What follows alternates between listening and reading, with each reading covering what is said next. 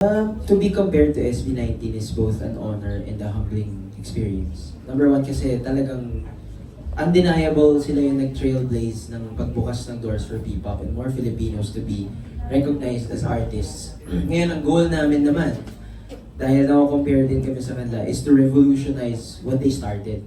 Kasi, di ba, syempre po, di ba, nabuksan na nila yung door, kailangan may sumunod. So for us, in a way, it's a good pressure na nako-compare kami sa kanila kasi now may burden kami kailangan buhatin na ano ngayon?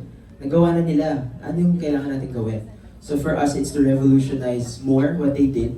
And then, for the bashers and the fans naman, I think just show some love. Kasi SB19, if you're an 18, if you're a 4-1, if you're whatever fandom you come from, what matters is, I think yung sinusuportahan yung group are here because one day they had a certain dream and want to pursue their goals as an artist. So lahat yan pare-pareho ng goals. Maaaring nagkakaiba man ngayon towards the end, wherever they want to go. But it all started with one root. They had a dream.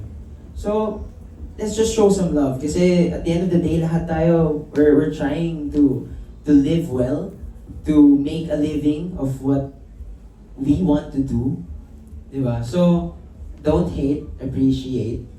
Sorry, right? Don't, kidding aside, don't hate. Kasi, well, hindi naman maiwasan na may mga haters, but if you're a hater, medyo take a step back and realize na, why am I hating on this group? For all you know, kung wala naman silang masamang ginagawa sa group na sinastan mo or bias mo, why do you hate them? Ano ba? Threat ba sila? Whatever it is, hindi nagmamatter eh. Kasi at the end of the day, they're artists who wants to reach more and to give more for the Philippines. We're all Filipinos, so let's support each other. Yun lang.